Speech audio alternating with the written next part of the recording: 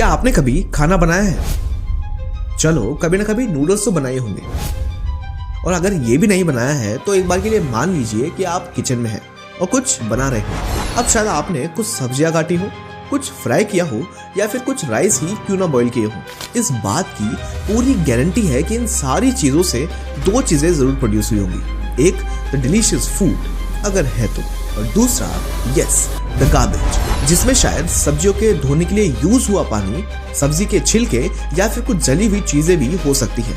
अब यहाँ मेन बात यह है कि अगर वो गार्बेज यानी कचरा वहां से टाइम पे नहीं हटाया जाए तो भी दो चीजें हो सकती है। पहली, धुआंधार पिटाई, और दूसरा कि हम उसे साफ किए बिना वहां फिर से खाना नहीं बना पाएंगे। यही सेम चीज होती है हमारी बॉडी में, जहां हमारे सेल जैसे घर में मौजूद एंडोप्लाज्मिक रेटिकुलम एक किचन का काम करते हुए हमारे खाए गए फूड को तोड़ना, उससे एनर्जी निकालना और हमारी बॉडी में प्रेजेंट कई सारे टिश्यूज को रिपेयर करने जैसे कई सारे काम किया करता है। और ये सारे काम करते हुए प्रोड्यूस होते हैं कुछ वेस्ट, जैसे toxic chemicals, excess salts, unwanted water और सबसे डेंजरस नाइट्रोजनियस वेस्ट। और इन्हीं सब चीजों को हमारी बॉडी से निकाला जाता है by system called excretory secretion, एक ऐसा प्रोसेस जहां हमारी बॉडी में प्रेजेंट मेटाबॉलिक वेस्ट को हमारी बॉडी से बाहर निकाला जाता है। अब काफी स्टूडेंट्स को ये कंफ्यूजन हमेशा से रहता है कि आखिर ये एक्सक्रीशन, एजिशन और सेक्रीशन एक है, लेकिन ऐसा है नहीं। एजिशन एक ऐसा प्रोसेस है जहां हमारे डाइजेस्टिव सिस्टम से निकले अनडाइजेस्टेड फूड को हमारी बॉडी से बाहर निकाला जाता है थ्रू एनस। सिक्रीशन एक ऐसा प्रोसेस जहां हमारी बॉडी में ही प्रेजेंट ग्लैंड्स द्वारा कुछ इंपॉर्टेंट एंजाइम्स और हार्मोन्स रिलीज किए जाते हैं। और वहीं एक्सक्रीशन एक ऐसा प्रोसेस है जहां हमारी बॉडी में प्रेजेंट सेल्स द्वारा की गई केमिकल रिएक्शन से कुछ डेंजरस नाइट्रोजनियस वेस्ट यानी फ्लूइड्स को हमारी बॉडी से बाहर निकाला जाता है। और यही वो डिफरेंसेस है जो इन तीनों प्रोसेसेस को एक दूसरे से अलग करते हैं। प्रोसेस यानी हमारे डाइजेस्टिव सिस्टम को डिटेल में समझना चाहते हैं, then don't forget to watch the full video on our channel, link in the description.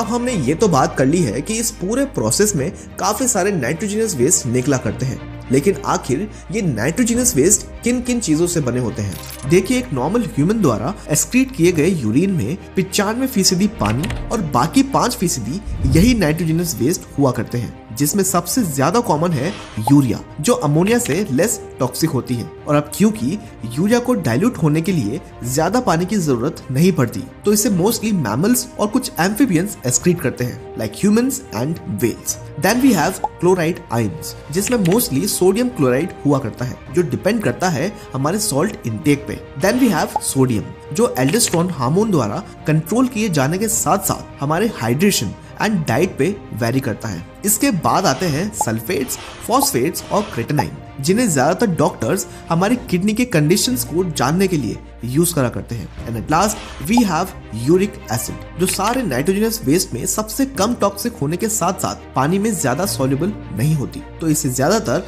Animals solid paste में ही एक्सक्रीट करते हैं, like birds, reptiles and insects. अब हम जानेंगे कि आखिर हमारे खाए गए खाने या पीने से कैसे ये यूरिया प्रोड्यूस होता है in the simplest way possible.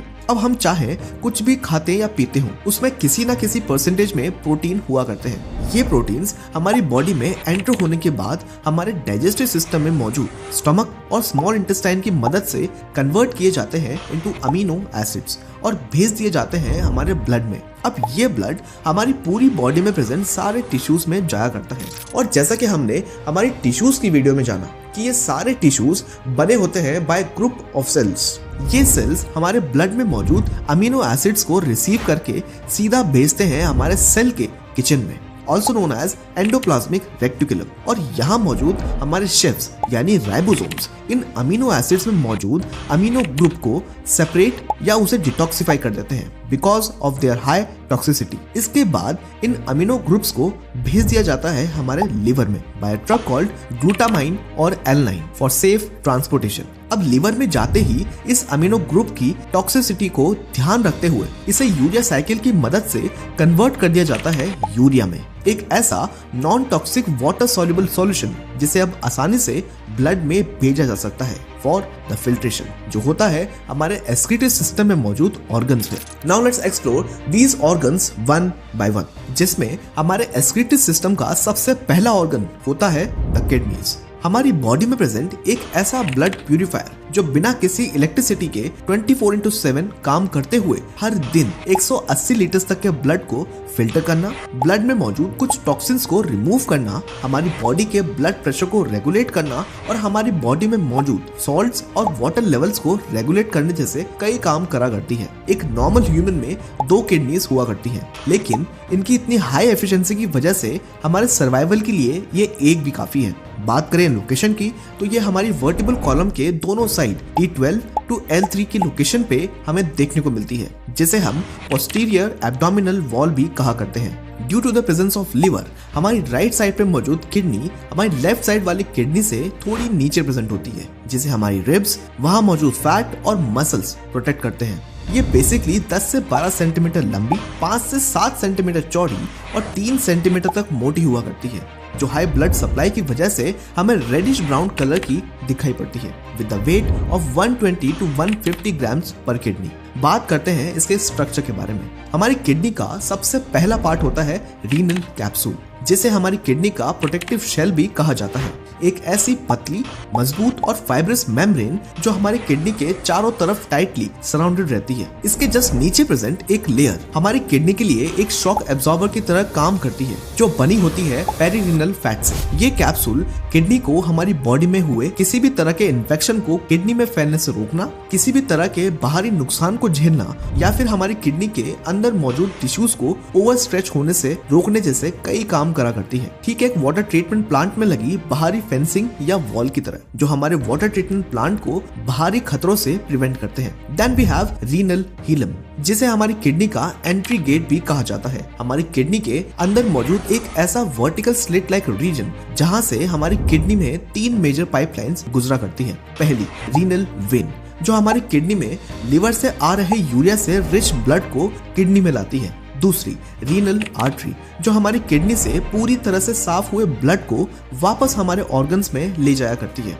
और तीसरी यूरेटर, जो हमारे इस पूरे फिल्ट्रेशन प्रोसेस से निकले नाइट्रोजनियस वेस्ट और अननेसेसरी वाटर को हमारे एक्सक्रीटरी सिस्टम के तीसरे पार्ट में भेज दिया करती है। ठीक एक वाटर ट्रीटमेंट प्लांट के मेन प्यूरिफाइंग यूनिट में लगी पाइप्स की तरह, जहां एक पाइप से आया करता है कंटामिनेटेड यानी गंदा पानी, दूसरे से जाया करता है प्यूरिफाइड यानी साफ और उपयोगी पानी, और तीसरी जहां से उस कंटामिनेटेड वाटर से निकली गंदगी को बाहर निकाला जाता है to the other section. Up next we have renal cortex, जिसे हमारी किडनी का मेन फिल्टरिंग फ्लोर भी कहा जाता है। एक ऐसा आउटर लाइट कलर्ड रीजन जहां प्रेजेंट होते हैं हमारी किडनी के मेन प्यूरिफाइंग फिल्टर्स, जिन्हें हम कहा करते हैं nephrons. Now if you don't know about nephrons then don't worry, आगे हमने इसे बहुत ही सिंपल और डिटेल वे में जाना है। हमारी पूरी किडनी में ये एक मात्र ऐसा रीजन है जहां सबसे ज्यादा ब्लड फ्लो हुआ करता है, जिसके सबसे मेन फंक्शन है हमारे ब्लड में मौजूद एसेंशियल न्यूट्रिएंट्स को रीअब्सॉर्ब करना और ब्लड में मौजूद इलेक्ट्रोलाइट्स को रेगुलेट करना। ठीक एक वाटर ट्रीटमेंट प्लांट में लगे प्राइमरी फिल्टर्स यूनिट की तरह,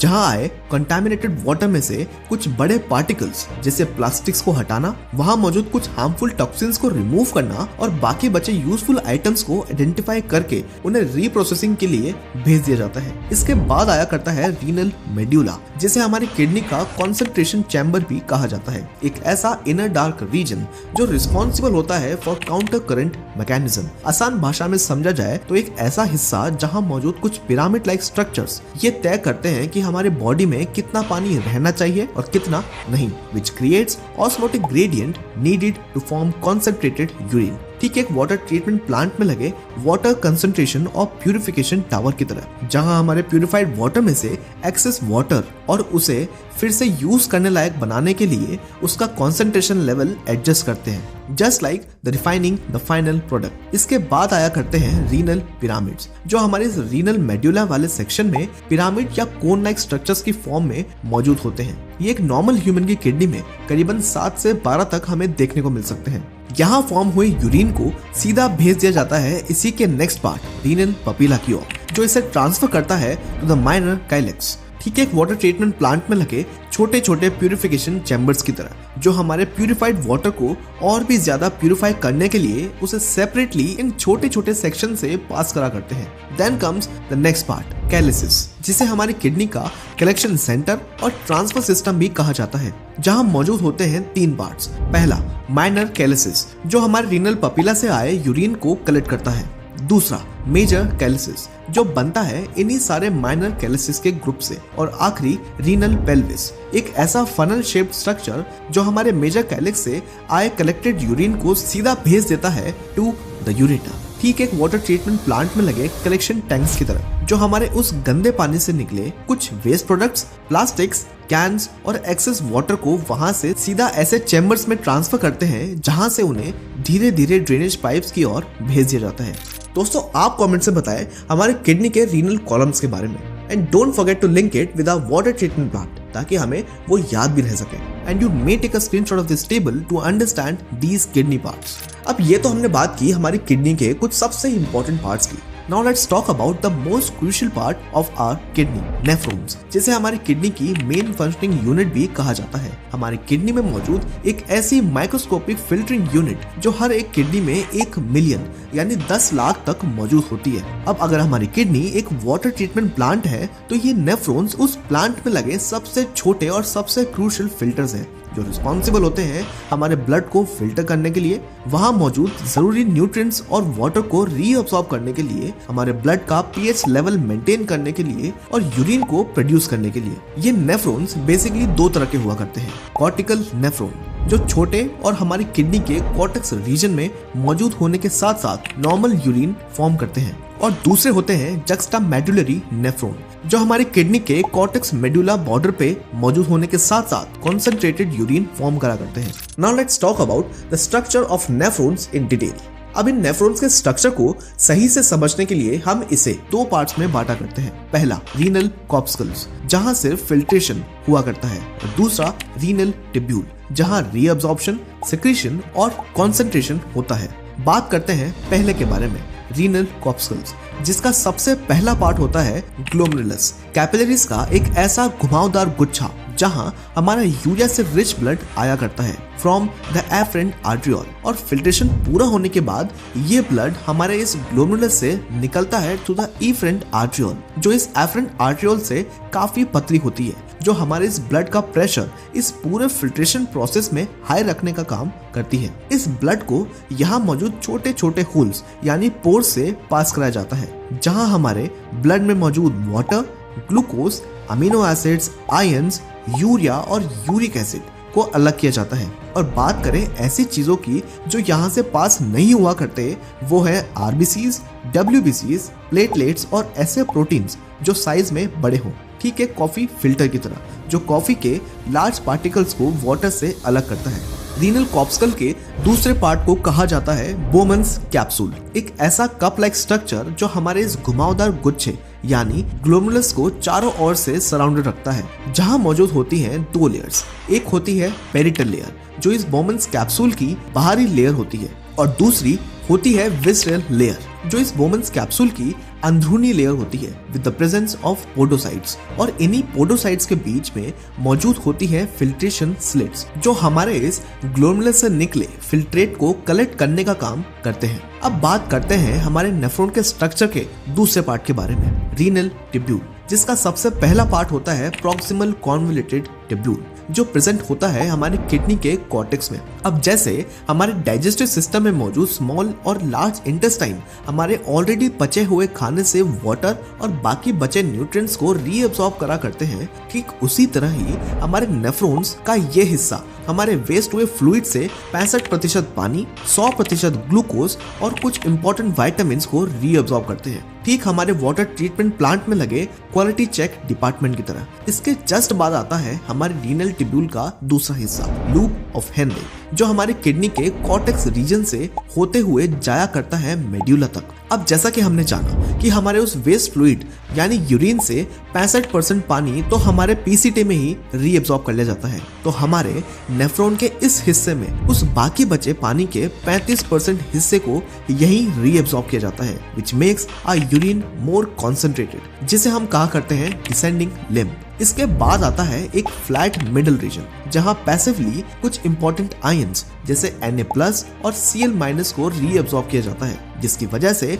हमारी यूरिन की कॉन्सेंट्रेशन थोड़ी कम हो जाती है। Then comes the last part of our loop of Henry, जिसे हम असेंडिंग लिम्ब कहा करते हैं। एक ऐसा पार्ट जहां पे एक्टिवली K+ यानी पोटेशियम, सोडियम और क्लोराइड आयंस को रीअब्सॉर्ब किया जाता है वाया दिस ट्रांसपोर्टर। ये तीनों हिस्से मिलकर हमारे इस डाइल्यूटेड यूरिन के लिए क्रिएट करते हैं osmotic gradient. You may take a screenshot of this table to understand these 3 limbs, जो हमारी नीट के प्रिपरेशन के लिए काफी जरूरी है। इसके बाद आता है हमारे रीनल टिब्यूल का तीसरा पार्ट, जिसे हम डिस्टल कॉन्वोल्यूटेड टिब्यूल कहा करते हैं, जो प्रेजेंट होता है हमारी किडनी के कॉर्टेक्स में। एक ऐसा स्पेशलाइज्ड रीजन जिसे कंट्रोल किया जाता है बाय 3 मेजर हार्मोन्स। पहला एल्डोस्टेरोन, जिसे सेक्रेट किया जाता है बाय एड्रेनल ग्लैंड, जो हमारे ब्लड की वॉल्यूम और प्रेशर रेगुलेट करता है। दूसरा ADH यानी एंटी डाययूरेटिक हार्मोन, जो प्रोड्यूस तो हाइपोथैलेमस में होता है लेकिन रिलीज किया जाता है बाय पिट्यूटरी ग्लैंड।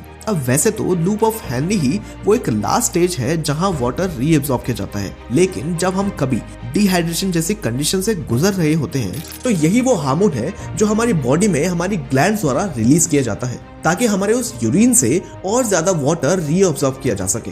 और आखिरी PTH यानी पैराथायरॉइड हार्मोन, जिसे सेक्रेट किया जाता है बाय पैराथायरॉइड ग्लैंड, जो हमारे ब्लड में प्रेजेंट कैल्शियम लेवल्स को रेगुलेट करता है। अब अगर आप इन सारे हार्मोन्स और ग्लैंड्स के बारे में डिटेल में जानना चाहते हैं, then do watch our glands series, link in the description. Now let's explore the last part of our nephron's renal tubule, collecting duct। एक ऐसा हिस्सा जहां फाइनली हमारे यूरिन का एक्चुअल फॉर्म डिसाइड होता है कि क्या वो कॉन्सेंट्रेटेड होगा, डाइल्यूटेड होगा, येलो होगा या एकदम साफ। बात करें इसके लोकेशन की तो ये स्टार्ट तो हमारी किडनी के कॉर्टेक्स में होता है, लेकिन रीनल मेड्यूला के बहुत ही डीप से निकलते हुए और बाकी नेफ्रॉन्स की भी कलेक्टिंग डक्ट से मिलते हुए सीधा खत्म होता है हमारे किडनी के रीनल पपीला में, जहां हमारा यूरिन ड्रिप होते हुए सीधा जाता है काइलिसिस में। You may take a screenshot of this table to understand the structure of our nephron। अब हम क्विकली एक बार समझेंगे इस पूरे प्रोसेस को। देखो, सबसे पहले हमारा यूरिया से रिच ब्लड आया करता है to the kidney from the renal vein. ये रीनल वेन्स हमारी किडनी में एंटर होती है by a section called renal hilum. Then ये सीधी जाती है हमारी किडनी के दूसरे और सबसे इम्पोर्टेंट पार्ट रीनल कॉर्टेक्स की ओर, जहां मौजूद लाखों छोटे छोटे नेफ्रॉन्स इस ब्लड में मौजूद यूरिया और एक्सेस वाटर को अलग करते हैं और भेज देते हैं टू द रीनल आर्टरीज, जो हमारे इस पूरे ब्लड को फिर से हमारी बॉडी में प्रेजेंट सारे ऑर्गन्स में ले जाया करती है। अब हमारे नेफ्रॉन से फिल्टर हुए यूरिन यानी वेस्टेज को कलेक्टिंग डक्ट्स के थ्रू पहुंचाया जाता है हमारी किडनी में मौजूद कैलिसिस में और यहाँ से सीधा रीनल पेल्विस में, जो कनेक्ट करता है हमारी किडनी को हमारी एक्सक्रीटरी सिस्टम में मौजूद नेक्स्ट ऑर्गन से, यूरेटर। एक ऐसी फ्लेक्सिबल मस्कुलर ट्यूब जो कनेक्ट करती है हमारी दोनों किडनीज को हमारे यूरिनरी ब्लैडर से,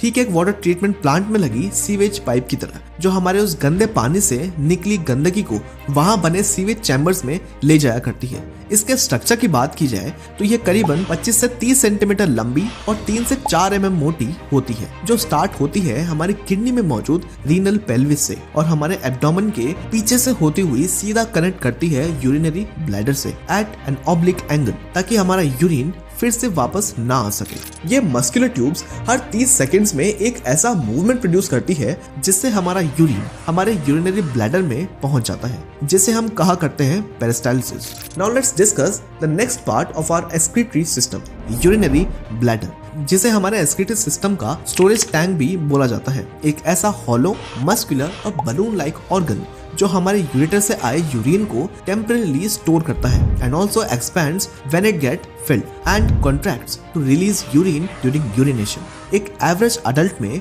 ये करीबन 400 से 600 ml तक यूरिन को स्टोर कर सकता है, लेकिन हमें यूरिन करने की अर्ज 150 to 200 ml से ही स्टार्ट हो जाती है। लोकेशन की बात की जाए तो ये पेल्विक कैविटी में हमारी प्यूबिक बोन के जस्ट पीछे प्रेजेंट होती है। स्पेसिफिकली मेल्स में ये रेक्टम के जस्ट आगे और फीमेल्स में वजाइना के जस्ट आगे और यूट्रस के जस्ट पीछे मौजूद होती है। इसके स्ट्रक्चर को बेसिकली 2 पार्ट्स में बांटा जाता है, जिसमें से पहला है layers of the bladder wall, जो होती है मेजरली 3 तरह की। पहली द इनरमोस्ट लेयर म्यूकोसा, जो हमारे ब्लैडर के फिल होने पे ड्रामेटिकली स्ट्रेच हो सकती है। दूसरी सब म्यूकोसा, जो हमारे ब्लैडर के खाली होने पे फिर से हमारे ब्लैडर को अपनी शेप देता है। और तीसरी डिट्रूजर मसल्स, जो हमारे यूरिनेशन करते वक्त यूरिन ब्लैडर को स्ट्रांगली कॉन्ट्रैक्ट और रिलीज करने में एक बड़ा रोल निभाती है। यूरिनरी ब्लैडर के स्ट्रक्चर का दूसरा पार्ट माना जाता है ट्राइगोन, एक ऐसा ट्रायंगुलर और सेंसिटिव एरिया जो बना होता है दो चीजों से। यहाँ मौजूद दो यूरेटर ओपनिंग से और दूसरा एक यूरेथ्रल ओपनिंग से, जो एक अलार्म सिस्टम की तरह काम करते हुए जैसे ही हमारा ब्लैडर फिल हो जाता है तो ये हमारे ब्रेन को बार बार यूरिन यानी टॉयलेट करने के सिग्नल भेजता है और फिर हमारा ब्रेन एक ऐसा प्रोसेस चालू करता है जिसकी हेल्प से यहाँ फिल सारा यूरिन हमारे इंटरनल यूरेथ्रल स्पिंस्टर और एक्सटर्नल यूरेथ्रल स्पिंस्टर की हेल्प से बाहर निकल जाता है, जिसे हम कहा करते हैं मिक्चुरेशन। इसके बाद आता है हमारे इस पूरे एक्सक्रीटरी सिस्टम का लास्ट पार्ट, यूरेथ्रा, एक ऐसी पतली और मस्कुलर ट्यूब जो हमारे यूरिनरी ब्लैडर से आए यूरिन को कैरी करके सीधा हमारी बॉडी के बाहर भेज देता है। इसके स्ट्रक्चर की बात की जाए तो ये मेल्स और फीमेल्स दोनों में अलग होता है। पहले बात करते हैं मेल्स के बारे में। मेल्स में ये 18 से 20 सेंटीमीटर होने के साथ साथ दो फंक्शंस एक साथ परफॉर्म करती है। पहला हमारे यूरिन को पास करना और दूसरा उसी सेम डक्ट से सीमेन यानी हमारे स्पर्म्स को पास करना थ्रू द फाइनल ओपनिंग, जिसे हम यूरेथ्रल मेटस या टिप ऑफ द पेनिस भी बोल दिया करते हैं। और इसी दो फंक्शनैलिटी की वजह से इसे यूरोजेनिटल डक्ट भी बोल दिया जाता है। बात करें फीमेल्स की तो फीमेल्स में ये सिर्फ 3 से 5 सेंटीमीटर की होती है, जो मेल्स के कंपैरिजन में काफी छोटी होती है, जिसका सिर्फ और सिर्फ एक फंक्शन होता है, फीमेल्स के ब्लैडर में मौजूद यूरिन को वजाइनल ओपनिंग के जस्ट ऊपर प्रेजेंट ओपनिंग से बाहर निकालना। और यही एक कारण है कि क्यों फीमेल्स में यूटीआईज यानी यूरिनरी ट्रैक्ट इन्फेक्शन जैसी कंडीशंस हमें ज्यादा देखने को मिलती है, जहां किसी भी तरह के हार्मफुल बैक्टीरियाज आसानी से फीमेल्स के ब्लैडर तक पहुंच